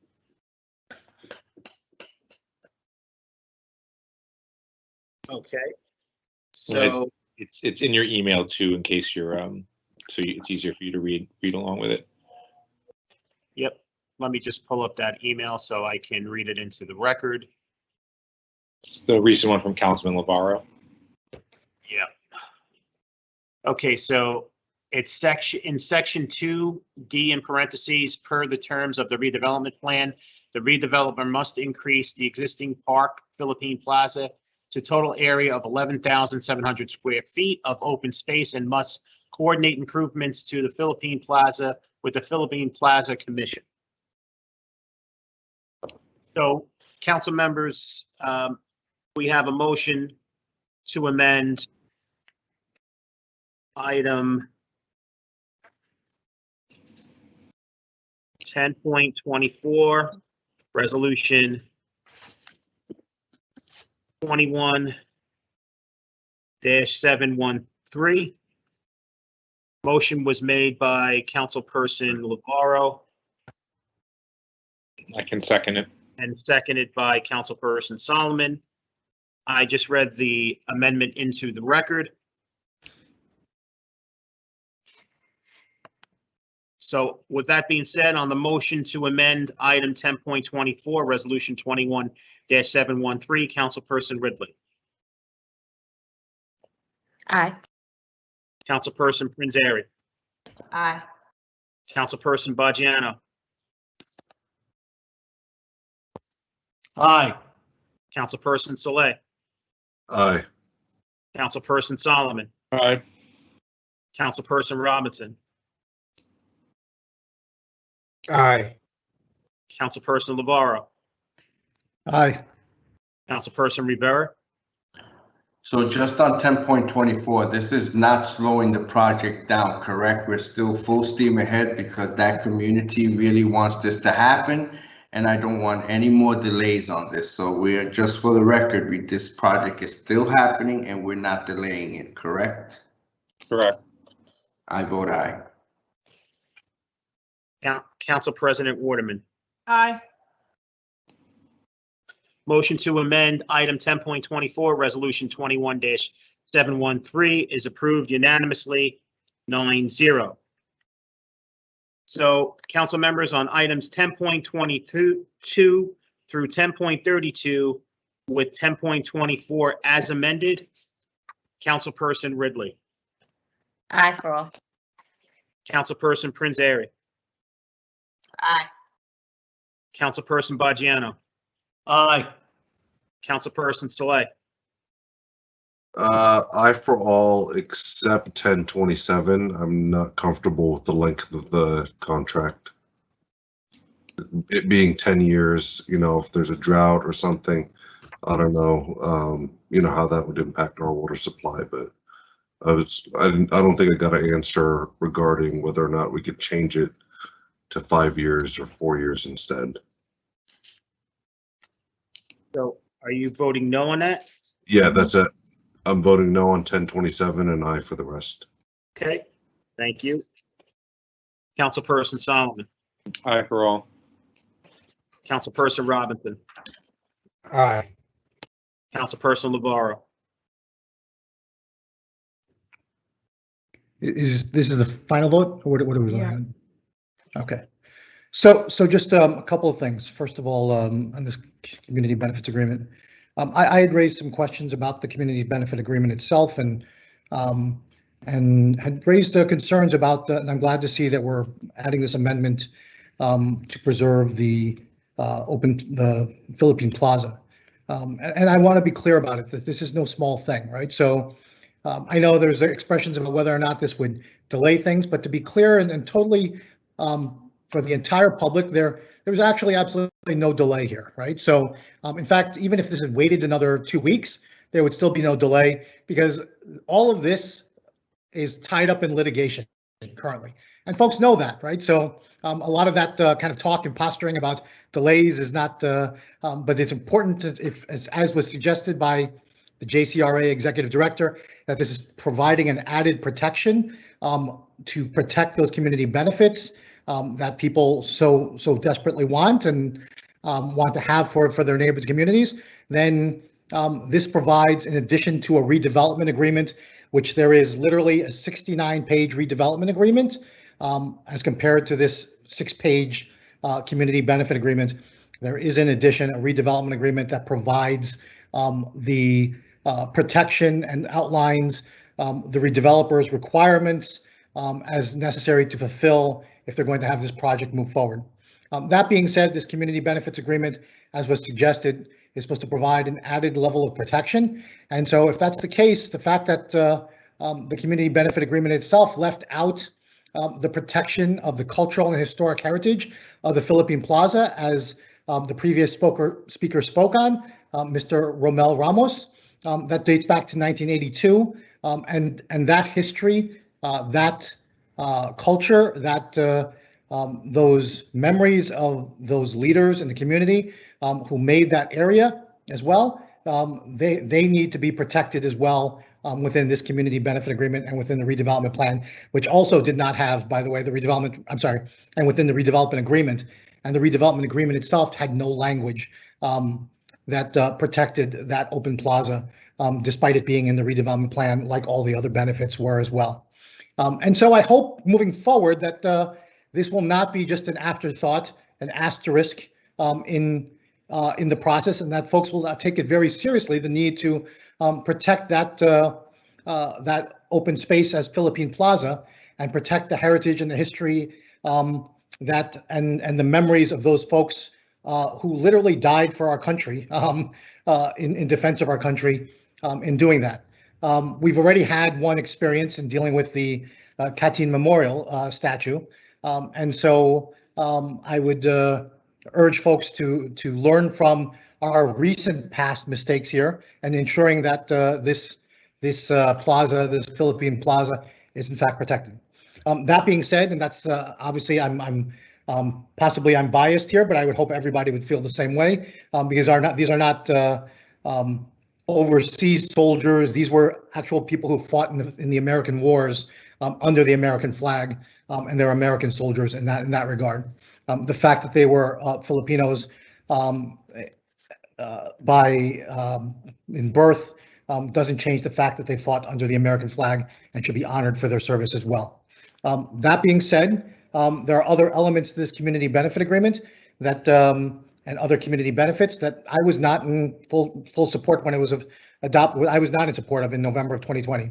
And let me just kind of go through that a little bit. And because while I think there are things that need to be done there with regard to the school and with regard to sewage and infrastructure, as the upgrades to the water and sewage infrastructure, all of that is important. But we just recently passed legislation requiring those kind of improvements as an obligation of the redeveloper or developers to do that. It shouldn't be factored in as a community benefit. It's a necessity, and it should be part of their planning. And it's not something that should be, again, I don't think, kind of horse traded away for other things in exchange for that. Namely, for me, the biggest priority being affordable housing in that regard. The second thing I'll say is that the workforce housing component that we talked about, I would hope that, because we did talk about this when we first discussed this ordinance back in November 2020, that workforce housing level, when you break down the rents, that studio rents and so forth are over $1,350. It's not affordable by any standards of Jersey City's working families. And if you look at those same standards, something that I approved, which if I could take that back, I would, going back to the VYV, literally over there for the same type of workforce housing, they have rents of $1,350, and their developer management company recently told them now in 2021, after COVID and during COVID, that they were going to raise their rents by over $400 to approaching $1,800 over there. We were able to reach out to our offices to be able to ask, see that gets addressed, and that they reduced their increases down to a more manageable number. But in addition, they've increased every other expense related to that development, including things like the amenities fees, parking fees, etc. That not only do the luxury tenants have to endure and pay for, which they can afford, but that the affordable tenants have to pay for. There's no obligation to not do that. And so these sort of affordable units are not really affordable at the end of the day. And we talked about the idea of instead shifting that from affordable units to making it into affordable housing trust fund contributions. Not the most desirable idea for me at the end of the day, but I think probably a better alternative for Jersey City's working families to be able to build affordable housing that's actually affordable here in Jersey City, and to take those monies to do that. The last thing is on the school. I think the school is a great benefit, but at the end of the day, wanting to see that these benefits extend to the broader Jersey City. And what I would like to see there as well, as we talked about in November 2020, is seeing that those benefits are that the school benefit and the new facilities are extended to everyone. And so there was talk at the time as well of looking to do a lottery and being able to expand that so that students and families all over the school could in fact be eligible to be able to attend the school. And that's something that I would like to see that continue to be pursued, even if it's not articulated directly in these community benefit agreements and redeveloper agreements. The last point I want to make on this community benefit agreement are the stipulations regarding jobs and job opportunities and union contracts, and using living wages and providing living wages for workers there. That was not in the redevelopment plan, and so that's a very good thing to have that in there. The post-construction jobs for the maintenance workers, 100% in favor of that, and ensuring that there's a contract with the representing union, SEIU 32BJ, and being able to provide them the kind of good quality jobs agreement enshrines that requirement and that covenant, which I am 100% in favor of. The other piece with construction jobs, the on-site construction jobs, which will be substantial here. Those on-site construction jobs the language in there, both in the redeveloper agreement and in the community benefit agreement, talks about providing a good faith effort. And for folks who have followed this and the good faith effort, the idea of having good paying union jobs and having opportunities for minorities and women to be able to work on these construction sites, and Jersey City residents in particular, they are few and far between whenever we have utilized the language of good faith effort. And so we're literally talking about probably hundreds of millions, if not $1 billion, in development here in some form that will go into that, and how much of that will go into actual construction costs for the ultimate development, and how much of that will actually be realized and come down to Jersey City residents and minorities and women and to contracts and vendors who are working on these construction sites as well, who are getting contracts. Because of the good faith effort clause, it is not likely that we're going to see a lot of that kind of realized in the local economy here in Jersey City. So there are the good things on the SEIU, but what these things these agreements do is they enshrine and provide, as the JCRA director said, a level of protection to be able to protect these covenants, even if I may not agree with them. The idea of having that agreement to be able to protect it and be able to enforce them is a good thing, even if I think we should be getting more from this developer. And with that being said, I'm going to vote yes for it with these stipulations in mind, but know that I'm going to continue to be a watchdog on this and be able to work to ensure that this developer holds true to his covenants, holds true to their covenants around this, and try to extract even more from the developer for the people of Jersey City. And with that, I will vote aye for all. Councilperson Rivera. Aye. And Council President Waterman. Aye. Okay, if I can just recap. Sean, I apologize. You said the 1032, right? Correct. I apologize. I need to change a couple of my votes there. Okay. I voted, and I won't go into the details. I voted no on the initial resolution for 10.28. I'm going to repeat my no on the renewal of this contract. And then on 1030, 31, and 32, this is all the Kelly Chesler litigation. I know to the Peter Baker, you provided us with information about the costs.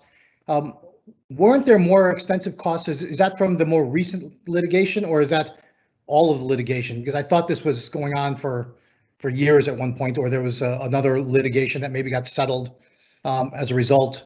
And that's really what I was looking for. Were the costs that you provided us the entirety of the costs for all litigation involved with Kelly Chesler, or is it just for the ones that are here on the agenda right now? Peter's not here. Norma is here. Norma, could you speak to that? I know that I was told by Peter that he provided you what you requested.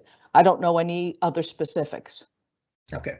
So that being said, I am going to abstain on 10, 30, 31, and 32. I believe there's more information that I was seeking, which has to do, again, with the expenditures on this litigation related to Kelly Chesler et al. Versus the city of Jersey City et al. Okay. All right. Okay, if I can just recap. Just bear with me. Mm-hmm. So items 10.22 through 10.26 are approved unanimously 9-0. Item 10.27 is approved 8-1. For Councilperson Saleh voting no. Item 10.28 is approved 8-1. With Councilperson Lavaro voting no. Item 10.29 is approved unanimously. Item 10.30 is approved 8-0-1 with Councilperson Lavaro abstaining. Item 10.31 is approved 8-0-1 with Councilperson Lavaro abstaining. And item 10.32 is approved 8-0-1 with Councilperson Lavaro abstaining. Okay. On to the balance of our resolution, items 10.33 through 10.40. Again, items 10.33 through 10.40. Councilperson Ridley. Abstain on 33, aye for all the rest. Okay. Thank you. Councilperson Prince Airy. Aye for all. Councilperson Baggiano. Aye for all. Councilperson Saleh. Aye for all. Councilperson Solomon. Aye for all. Councilperson Robinson. Aye. Councilperson Lavaro. Just on resolutions 10.37, 10.38, and 10.39. These are the resolutions approving the appointments of the acting directors. Let me say this, that I have respect for all of the individuals who are being nominated. But just to be clear, the law, as I stated in the caucus meeting, is that the mayor can make an acting appointment at with his own authority without the advice and consent of the council. That acting appointment is permitted for 90 days, and after that period, if the person will continue in an acting capacity, it has to come before the city council for approvals. For the record, and we asked to amend these resolutions, and they were amended. Thank you for doing that.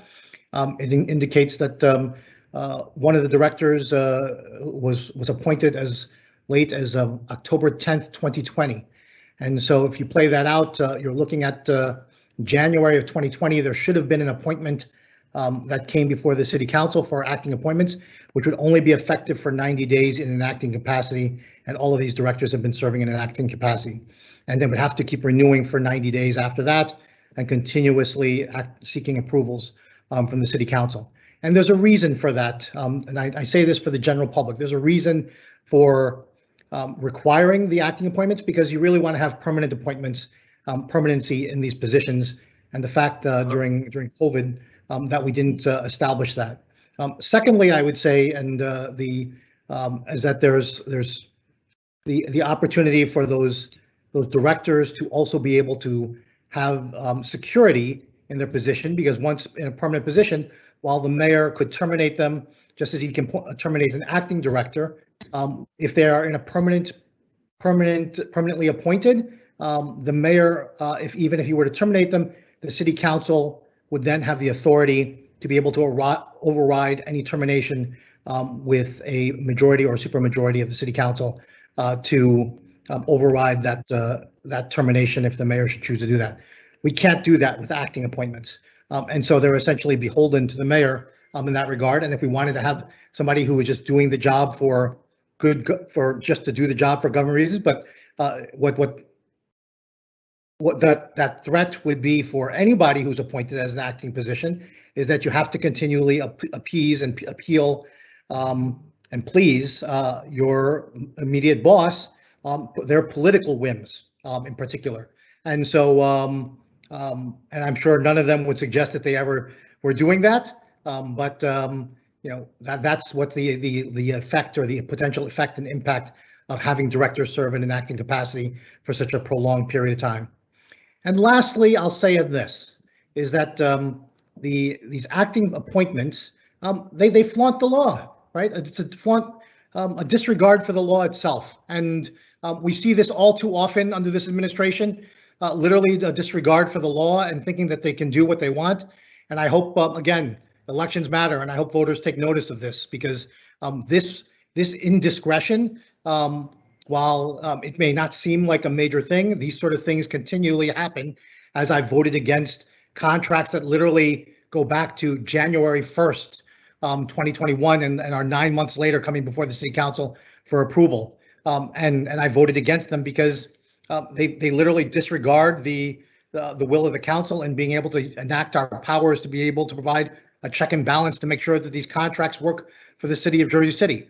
And so for that reason, while I have respect for the directors and their work, I'm going to abstain. I'm not going to cast a no vote because I'm not voting against them, but I do want it to be clear and on the record that that this administration and the way they've conducted this business is not acceptable, and it shouldn't be acceptable for anyone moving forward. And I would hope that whatever the outcomes of the election, that future members of the city council, whoever they may be, whether they're returning or otherwise, will take that more seriously as well in addressing that and making sure that that the mayor is not above the law, and that we provide our powers of checks and balances in requiring them to provide a more timely appointment of these directors.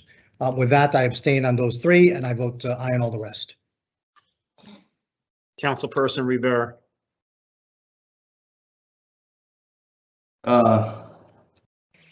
Carmen Gandula, Greg Kears, John Metro, you guys do an amazing job. I vote aye on everything.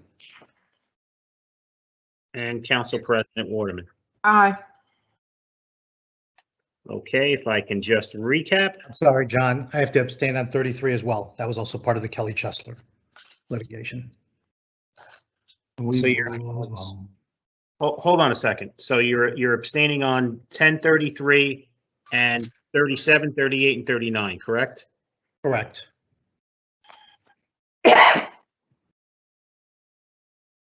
Okay.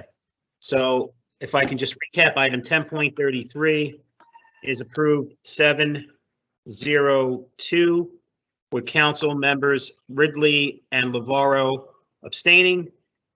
Items 10.34 through 10.36 are approved unanimously 9-0. Item 10.37 is approved 8-0-1 with councilperson Lavaro abstaining. Item 10.38 is approved 8-0-1 with councilperson Lavaro abstaining. And item 10.39 is approved 8-0-1 with councilperson Lavaro abstaining. And item 10.40 is approved unanimously 9-0. Okay, council members, before I ask, I just want to say congratulations to Councilperson Solomon on the surprising addition to extend his family. Yay! With another baby girl. Congratulations. Congratulations. You're not the only surprise one. Sean, Yes, Councilman. before we go off the air, I just want to make say something. Yvonne Balsa said about the kiosk in Journal Square. I never ever proposed to take away the kiosk in Journal Square. It was brought up by the police department. The police department didn't want it. There was never an issue about the kiosk. This was all brought up by somebody, and it was all total misunderstanding. It was never ever brought up. Motion to adjourn. Okay, so I have a motion to adjourn at All right. 7:58 p.m. by Councilperson Rivera. May I have a second? Second. Oof. I'm going to give that second. The council president was first. The second to adjourn at 7:58 p.m. All council members present by acclamation, please say aye. Aye. We are out of here at 7:58 p.m. Thank you so much, Council President, members of the council, members of the staff, the administration, and members behind the scenes. You know who you are, members of my staff. Thank you so much. Without you guys, this wouldn't happen. And remember, teamwork makes the dream work. Stay safe out there, everybody. Have a great night. Good night. Good night. Good night.